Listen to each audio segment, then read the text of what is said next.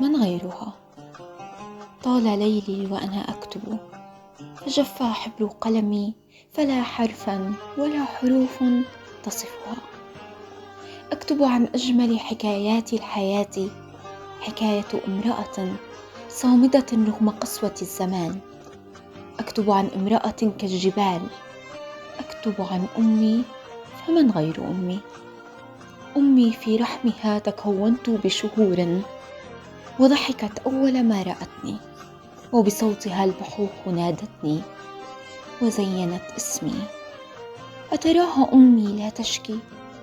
فبدعاء أرسلتني للعلم، وغفتني بقبلة وببسمة شجعتني. أمي من ألبستني ثوبها في البرد، وفيتني بأغصان آمانها في الحر، وهي من سارت على الشوك لتحميني، وتبللت بقطرات المطر لتقييني.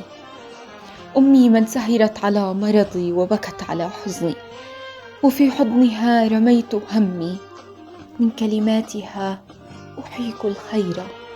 ولو العمر يقف لأبقيك بقربي، لأوقفت عقارب الساعة صدقيني.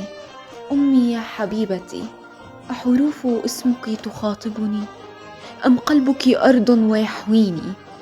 أسلام مني لك يكفيك، أم عمر مطرز بورود حقل أهديك؟